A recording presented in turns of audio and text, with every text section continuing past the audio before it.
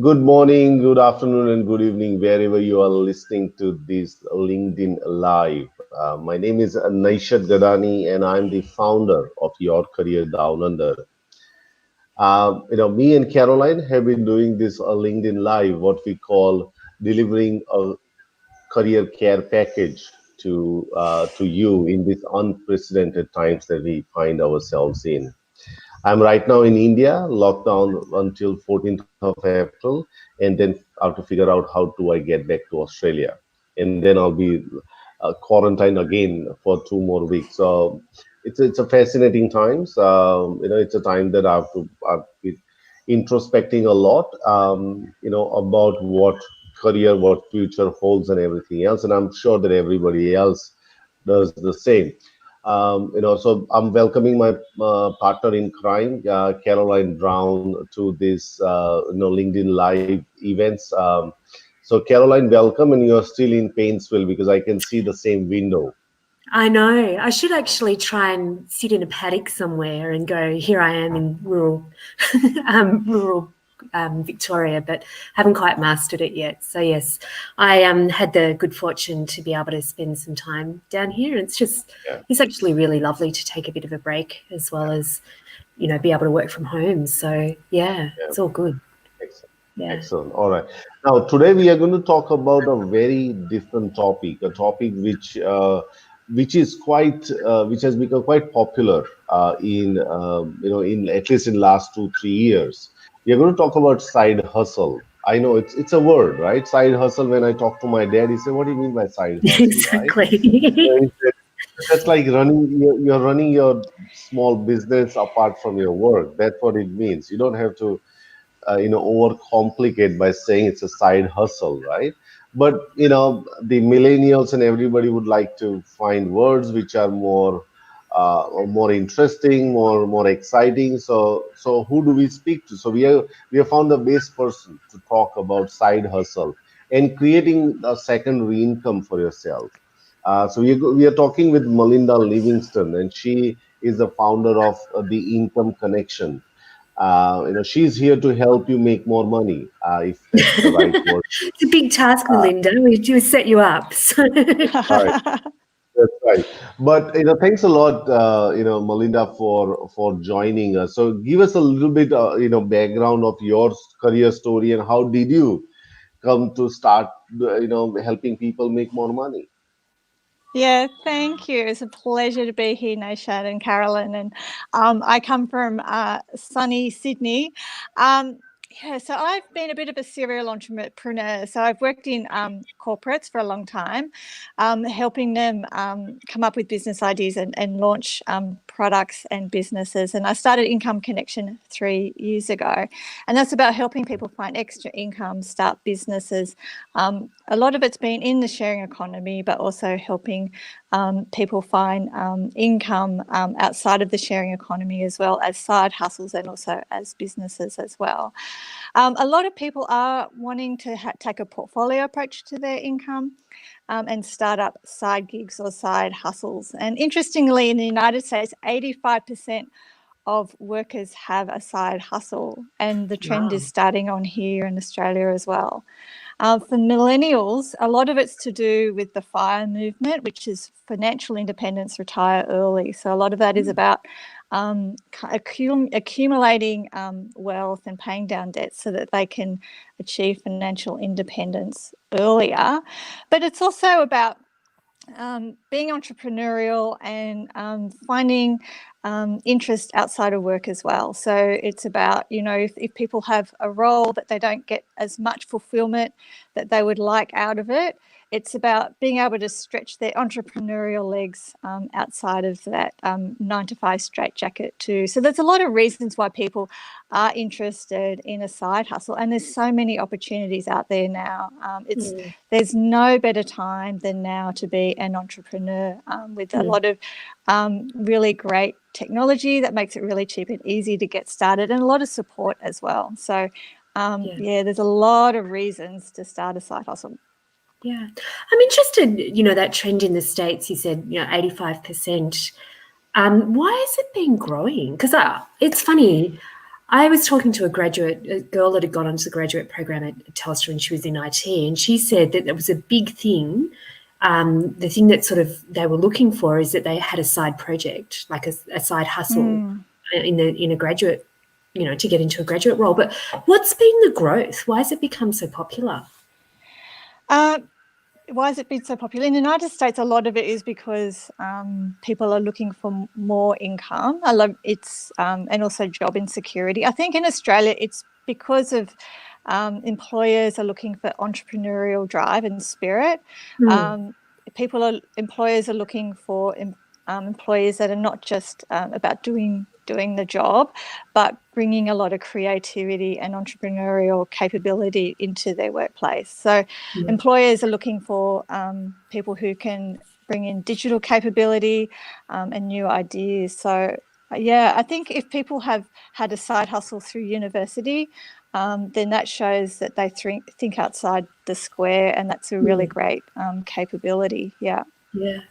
And what's are you seeing, because I think, one of the reasons we wanted to talk to you today is that I guess people are, feeling insecure and probably looking at ways that they can bolster their income and that sort of thing. But what are people doing as side hustles? What have you seen any sort of trends in what's popular and what's working?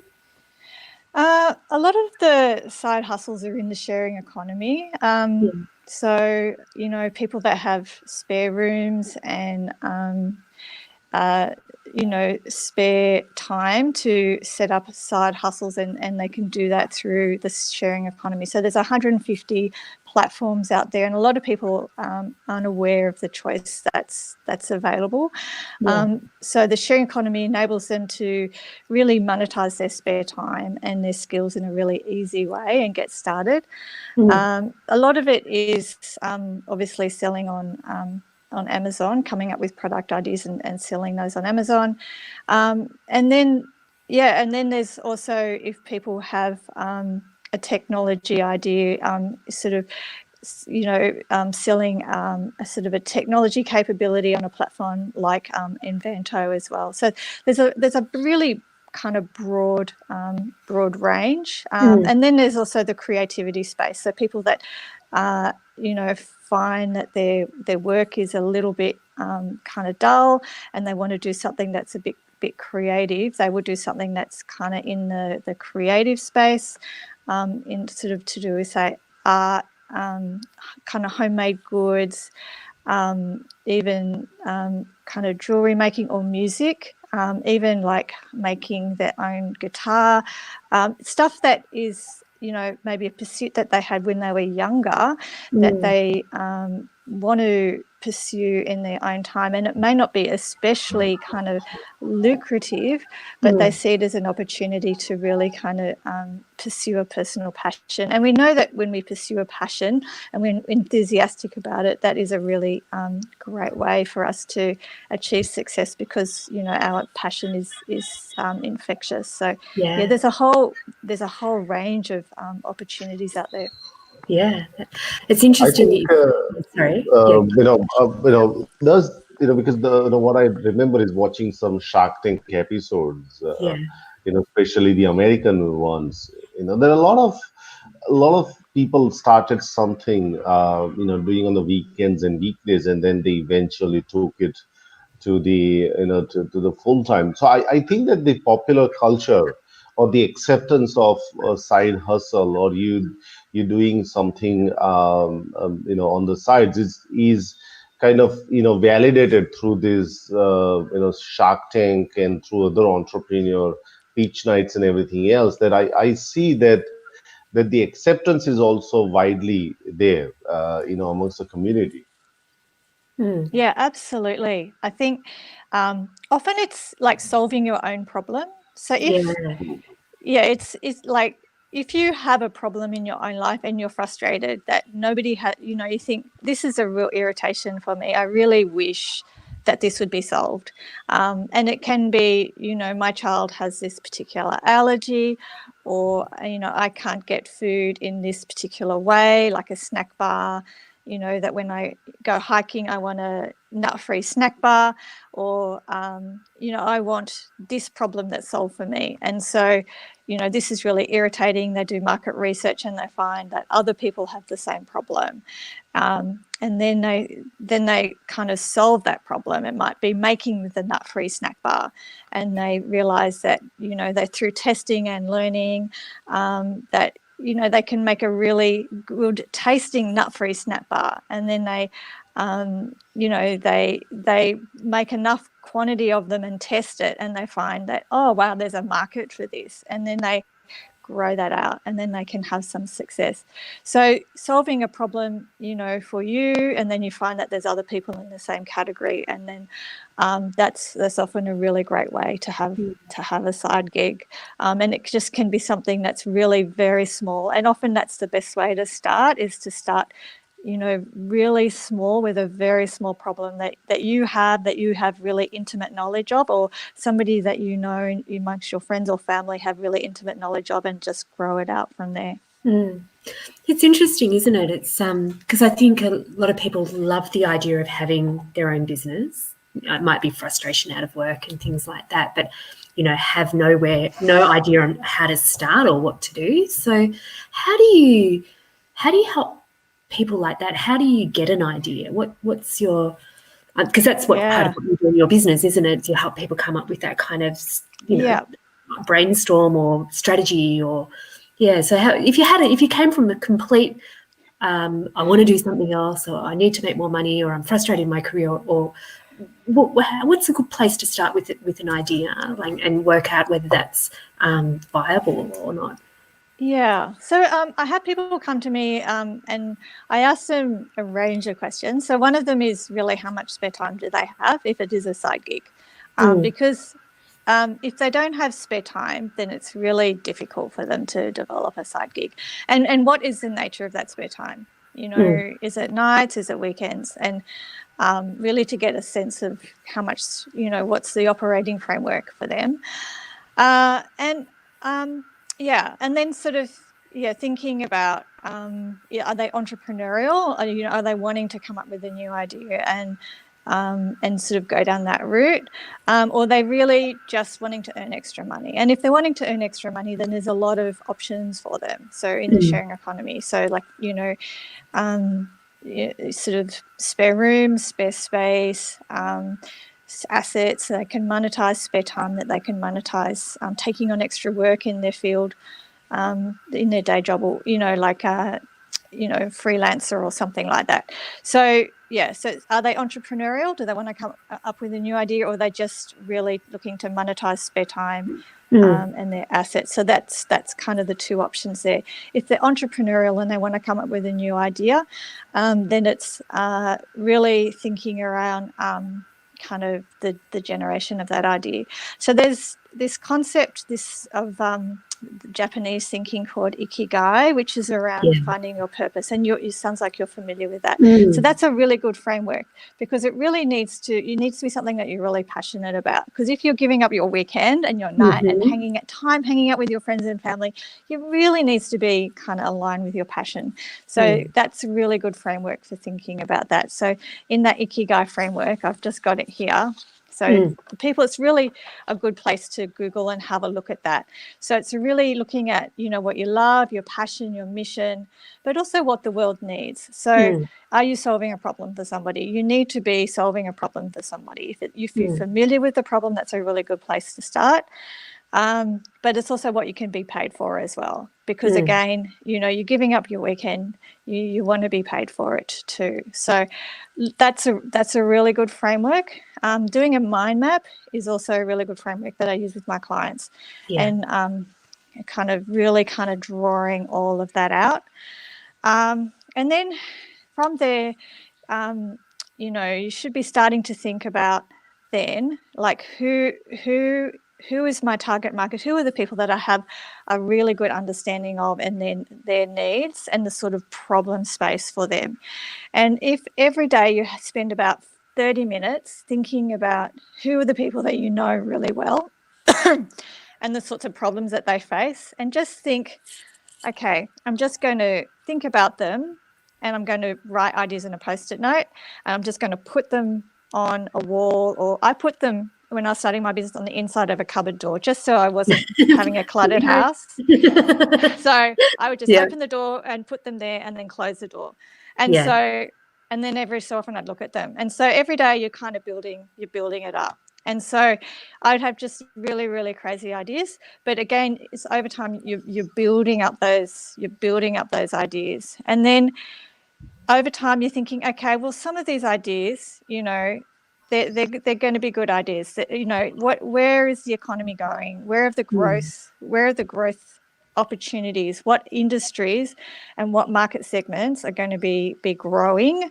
And really kind of try to drill down on those. And where are my competencies? Where am I actually going to be a really good fit for serving those markets? And really starting to kind of develop that out. And given it's a side gig, you're not going to necessarily kind of solve this, you know, in one weekend of intense thinking. It's going to be a ruminating process over time.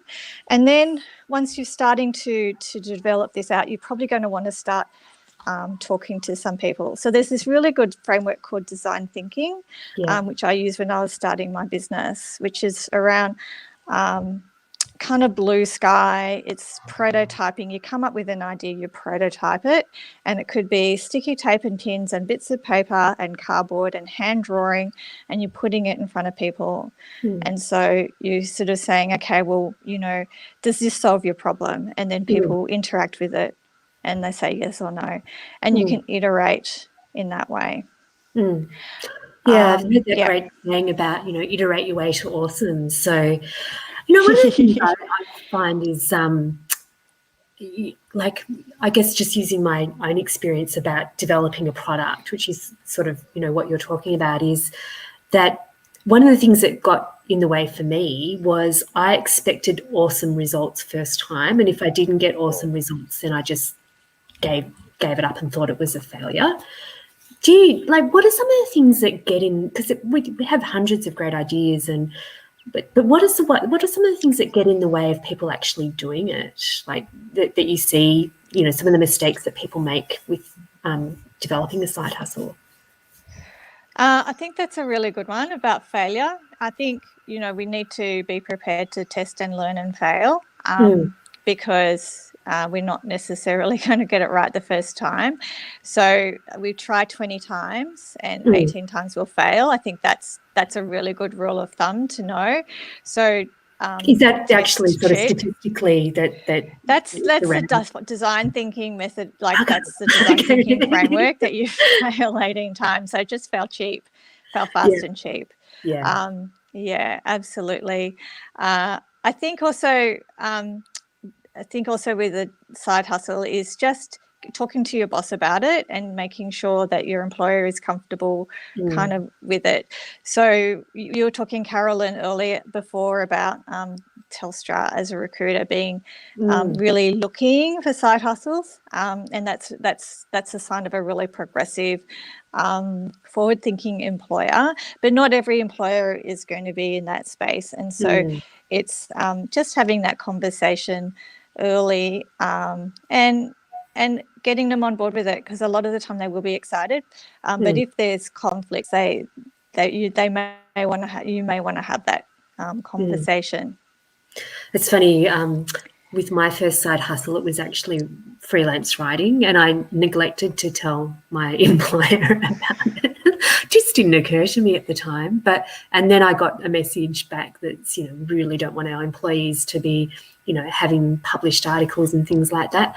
And at that time I was sort of transitioning out, so I didn't sort of worry too much about it. But yeah, it never occurred to me that it would be a clash. But I mean, Naish, you've got a story around that with your business, in terms, because you're doing, you know, your career coaching and career business alongside your full-time gig as well. So yeah. Yes, it is, and it has always been a very fine line for me to walk into. I remember when I first started my career as an employment consultant.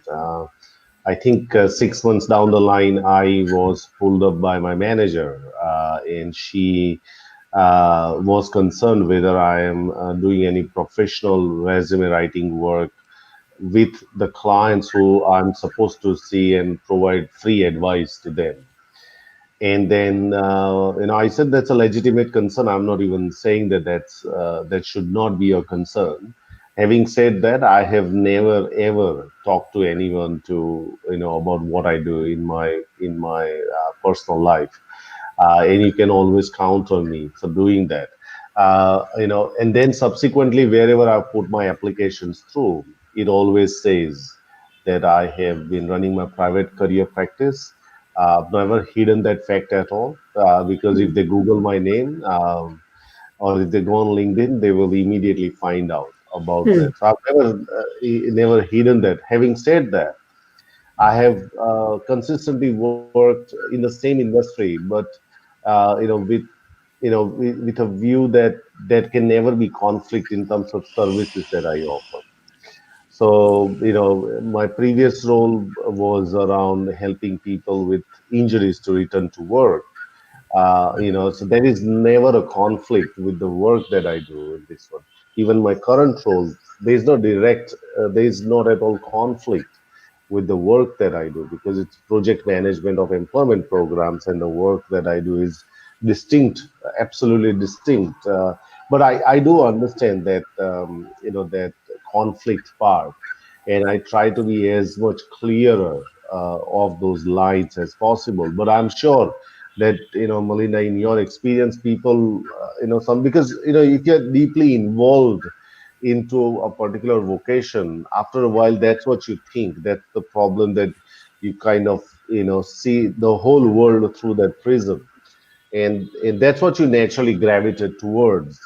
But if I can give an example of a client that I worked with, and then I want to sort of, talk more about how do you really manage that conflict. One of my clients is an IT change specialist, and we are working on his personal brand, and then he said they should have just, signed up for an Amazon, education program, where I'll be, finding out products. I'll be selling products on Amazon. It's a 6-12 months of education and training and everything. I was absolutely blown away. I said, you're going to sell this, and he said, it's you have no idea how much the growth of those businesses on Amazon. And then he told me about the whole thing. So he spends his weekends, learning about Amazon, and learning about, putting his time and effort into a completely different field than what he does right now.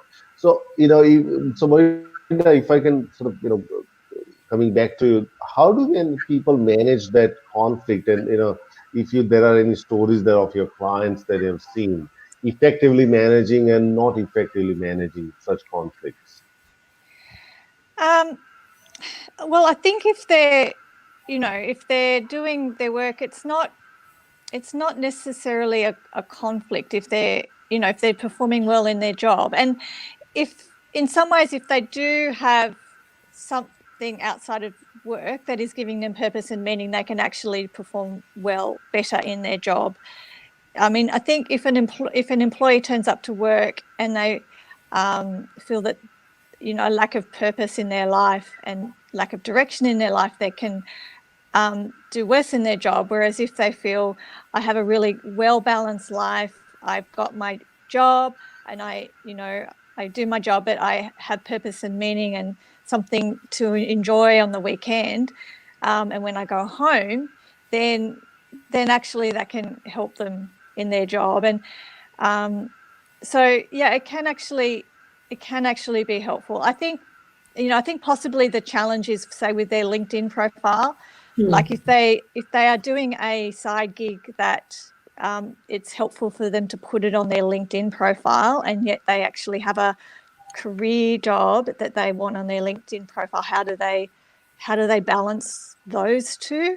Then that's a real challenge. And I think in that situation, if somebody listening is kind of trying to work through that, having a look at somebody in their industry as a role model to reference how to kind of work that through.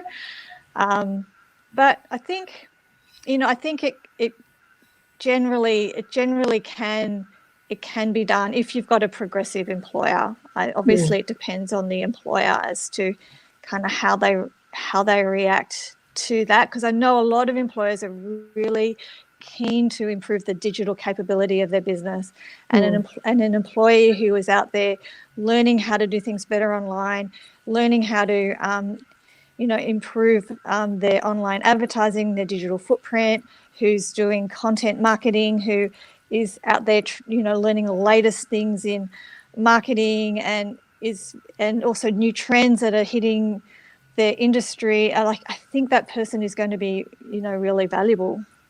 I think it's funny. A couple of years ago, I was working from a co-working space called The Hub in Melbourne, and I know there's one in Sydney as well. And quite often they'd have tours, and employers would be coming through the Hub with their teams, because they wanted members of their teams to sit amongst that sort of entrepreneurial, freelancey, small, business startup type space for those ideas as well, and those collaborations. So I think there's more. There is a lot of benefit for organisations for those things that you said. It's like the creativity that comes from, exploring the digital, getting up to speed with all of the time-saving productivity digital tools, thinking like an entrepreneur, bringing fresh ideas back into the business, and that type of thing. I think some businesses get threatened, and I think thinking back to my time, I think that was probably threatening for the business that I was in, just because they wanted you to go and do that job and that job only, and represent that brand in some sort of sense in your private life as well. So yeah, but also I just want to pick you up from something that you said around, say on your LinkedIn profile, you've got your professional identity that might be the company you're working for, and also the side gig identity, and you might be wanting to expand that out. There are great ways to draw common threads often between the two of them. So the interest that you have in your job might be very similar to the interest that's driving what you're doing, and there's benefits from what you learn from a company that drive what you might be delivering, say service-wise in your side gig as well. So people do, I think, manage to combine the two of them successfully if there is some commonality, I think. So yeah, but so it's interesting. How did you get started in your business? How did that all come about? That's a really good question, Carolyn. I left my job in investments, and I had some time off, and I was really thinking I wanted to do something new and different. And so I spent some time thinking about what I might do. So I thought about something with a social purpose, and I just started that Post-it note on the back of the cupboard door, really thinking about what I was going to do. Yeah, and some of the ideas were like completely crazy, like really out there. I had something to do with mosquitoes. Like I don't know. Like I look at it now, like really weird, out there kind of stuff. And I thought about. So I did a master's thesis on the future.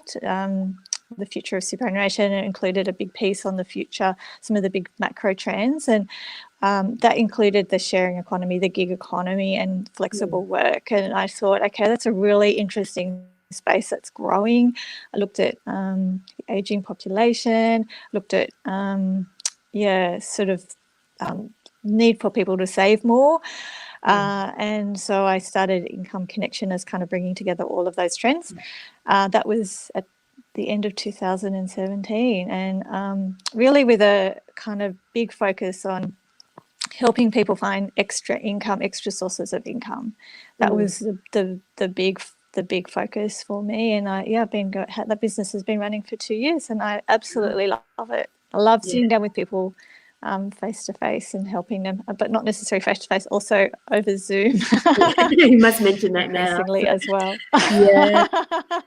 So with your client base, has it been all, like, because we sort of spoke about millennials and the term side hustle because it's a great way to capture the spirit of it, but is it are you seeing a lot of people at all ages and all sort of backgrounds looking to set something up?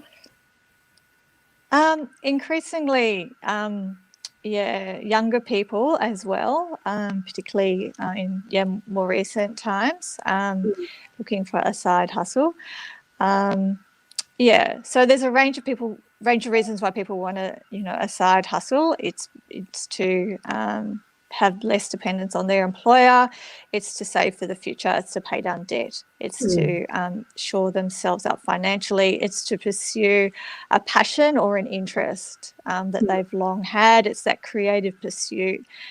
There's a whole range of interests, a range of reasons why people want a side hustle, and I help people, for all of those reasons. I mean, sometimes it's because they want to do something, a business with a family member. That's also been another reason I've seen. They want to do something together. It's not just a solo pursuit. Yeah. Wow. And does it cost a lot? Like, is there sort of a minimum budget that you need to get started, or is that like a how long is a piece of string type question? Could you just repeat the question?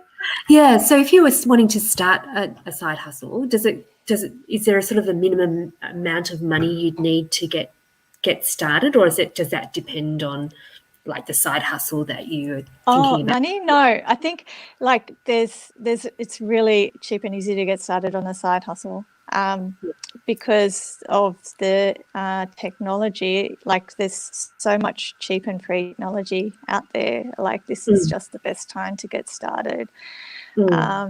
So like, I use a Squarespace website, and you can get started with that for $16 a month.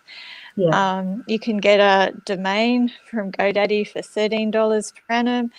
It's just so cheap and easy to get started. And the good thing about it being a side hustle is that you're still at work, so you still got that income from your employer. So it's a really low risk way to start a business. Yeah.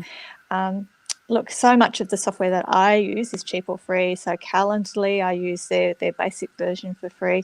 And MailChimp as well has a free version that you can get started with. So MailChimp is the email service. So, yeah, it's just amazing what you can get started with. Yeah. Yeah. And what about, sorry, Nashad, I keep throwing questions at Melinda, so feel free to jump in now. I just wanted to... So what do you, I mean, given, we're in very strange times and we're not able to go far from our houses, what are you seeing that people might start during this time? Like, if people are thinking about, now's the time, I've got to get started on something. Do you have any sort of, or have you seen what people are doing, or any sort of ideas that, people could pursue? Yeah. There's a lot of great opportunities. So if you think that some of the familiar businesses that we know today started in the last financial crisis, the global financial crisis of 2008 to 2010, so Airbnb and Slack and Square and WhatsApp, they all started in the last financial crisis. So this is a really great time for us to be thinking about what businesses could be started at this time. So I have listed 10 areas where people might be thinking there could be some really great opportunities. So I'll just run through them for you. So the first area of opportunity is the whole pet space. So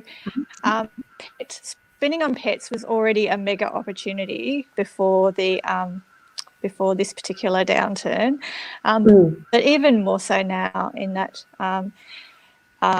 people are spending more time with their pets and just falling in love with their pets all over. Pets, we're thinking of things like pet playgrounds, pet treats, pet clothing, pet technology, pet dating apps. So I will only date somebody who has a pet. Did you say pet dating? And I'm serious. Yeah, there are pet dating apps. I will only date somebody who has a pet. Like, has a dog. Dating each other. Sorry. Yeah. So if I date somebody, it's only somebody who likes my dog or has a dog. Yeah. So it's absolutely huge. The whole pet tech, the health and well-being of my pet tech for my pet. It's huge. So last week, credit card expenditure in the United States was up 6% year on year in the pet space, right? Okay. If you think of the economic downturn in the United States, it was up 6% on pets. Wow. So more dogs in Australia than there are teenagers. So pets is a mega trend, has been a mega trend. It'll just continue to be. And this downturn, this like economic downturn with coronavirus is just going to accentuate that. People have been getting pets to offset their loneliness. So that's the first trend. The second trend, as you know, is technology and people buying things online. So people who used to not buy things online because they preferred to go to the shops have been forced to buy things online. So that has been a massive behaviour shift. We know that screen time is up. And so if you are going to, test your idea with some Facebook advertising or with a Facebook group or with a Facebook page, do it now because people's eyeballs are all online. And we know that jobs in this space went up 17.3% on job advertising on Link the last few weeks. Wow. And, there's a lot of investment by companies in the whole IT value chain. So everybody is being forced to adapt. So the whole kind of IT space is absolutely huge. So that's a big opportunity. Then there's local tourism. So we know after 9/11, and I think this is a similar kind of event to 9/11. I mean, nobody is going to go on a cruise ship again. I mean, really, who is going to get on a cruise ship? People are going to be having local tourism experiences just like they did after 9/11. We saw the local economy really soar, but it has to be really good local experiences. So anybody that wants to have a local tourism experience, which is exciting, which is an adventure, I think they're going to do really well. It has to be fun, has to be social media worthy, has to be, really exciting. Things like, I don't know, like a house party weekend with a, Tarantino movie theme, something that's going to be something that gets people excited. They're going to do really well. Fun local tourism events. And then there's also, same as for restaurants, or I don't even know if you call them restaurants, but dining experiences. So restaurants were already on the decline before the coronavirus because of Uber Eats. People weren't going to restaurants.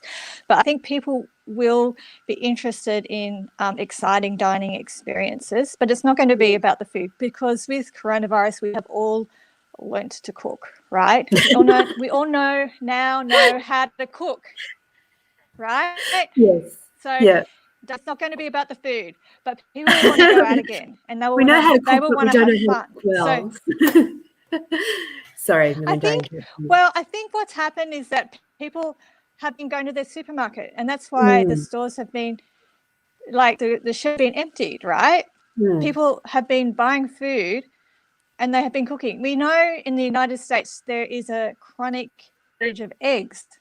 The reason for that is that people are baking cakes. Okay. And I think that, they're baking cakes. They have never baked cakes before. And so in the United States, they are running out of eggs. They're going to have to increase their chicken populations to lay more eggs so that people can continue baking these cakes. So we have a similar situation. People are buying self-raising flour and regular flour, and they're baking. They're buying sugar, right? We know that. So when people do go out to restaurants again, it's not going to be necessarily because they can't cook. It's going to be because they want to go out for a good time. So there's going to be a big opportunity for savvy entrepreneurs who are listening to us now, who are going to be thinking, I'm going to create these amazing experiences, but it's going to be more than the food. It's going to be things like eating blindfolded and guessing what the food is. It's going to be social. It's going to be stuff I can add to my social media capital because I can put it on my Facebook or on my Insta. It's going to be maybe, extreme food tourism. It's going to be so exciting, and that's where the opportunity is going to be in the restaurant space. Yeah. Another big trend is going to be financial recovery. So if you think of how much capital has been wiped off our share markets, and how much people's whose retirement savings has just like dropped, there's a massive opportunity there. So the financial planning industry was already in a difficult position going into this. So people that can come up with really clever solutions to help people recover their finances, whether it's, apps or, whatever that might be, whatever that might look at, programs, whatever that could look like, that is a massive, massive opportunity that's really going to engage people of all stages of life. I mean, because everybody has kind of gone financially backwards over this. So huge, huge opportunity there.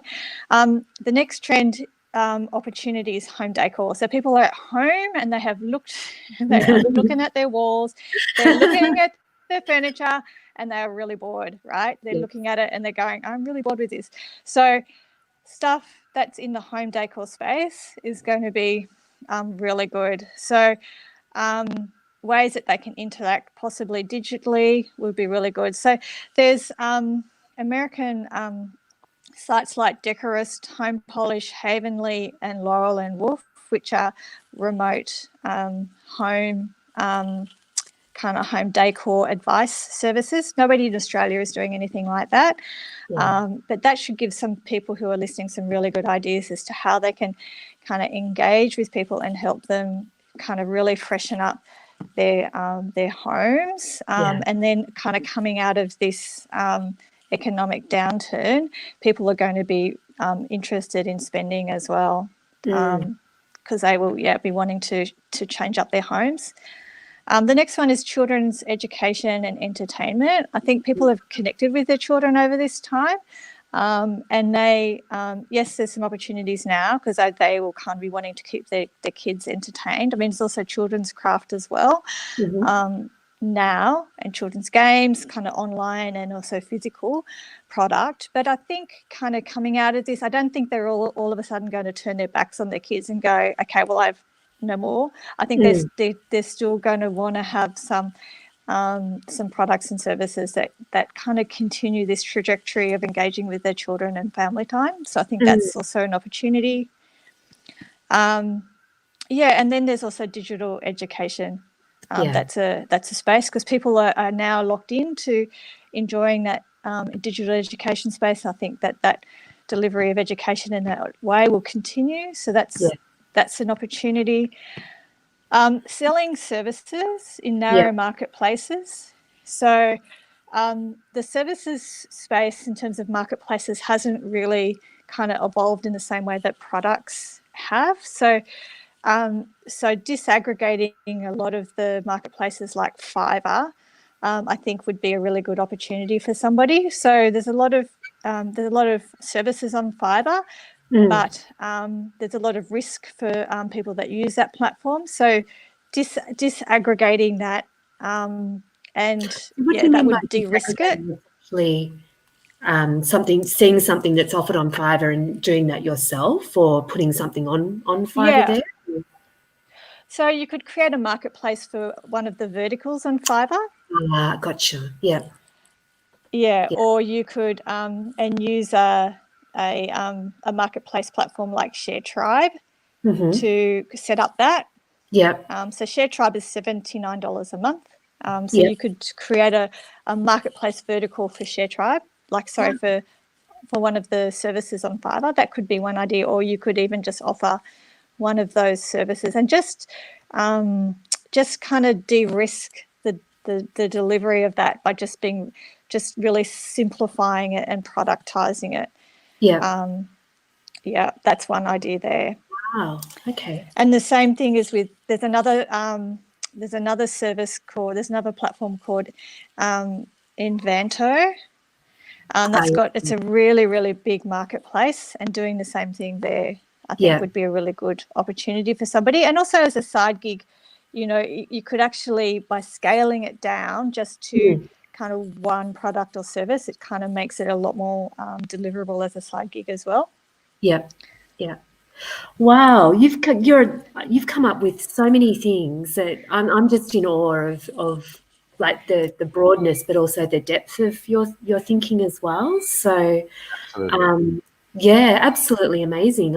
I realize just how narrow my scope and thinking is as well. So, just from people interacting, but also coming out of this, because I guess from my perspective, I've been thinking, a month or two, but there's probably the acceleration of some long-term trends that we've already seen, and some of the things that people maybe have found really important to them, like pets and decor and experiences and local and all sorts of things like that. It's just fantastic insight that you've given. Absolutely. I'm pretty sure that Caroline's cat will feature on one of the. It's all right. I've been writing. Sorry, what did you say, Nate? Caroline's cat will feature in one of our LinkedIn Live very shortly. But no, I think I've just started to receive some exciting messages from people about how thankful they are with some of the things, because I think the information on the trends which really transpires, or which really helps people, oh wow, so I can think about those things, and that's the kind of that thing that motivates people around this time. So Melinda, you've been absolutely sensational around really sharing very generously about how to create a side hustle. So for listeners, if you want to go and find out, you can always go and find out Melinda Livingstone, but she runs a company called incomeconnection.com.au, is it? Just .com, so incomeconnection.com. You got the Absolutely. .com? Yeah. So go ahead, and she's already got a lot of resources on her website that I'm pretty sure that you will find very useful. And this time, when you are a bit uncertain, not sure what to do, I think she brings a really ray of hope for many of us. So Melinda, once again, thank you very much for the time and the knowledge that you shared with us, and we wish you really well. Yeah, and thank you for the optimism as well, because I know that there's a fly buzzing around my head here, but I know that this is like a time that people have sort of, the anxiety means that you can't think creatively, and I think what you've given people is some optimism and some ideas, and it's been fantastic that you could share that. So I just reiterate what Nash has said around, go and have a look at your website and get inspired and reach out to Melinda, everyone, because absolutely, fantastic. Thank you very much. Great, thank you so much. I've really enjoyed it. Thank you. We'll see you again, I'm sure. So bye.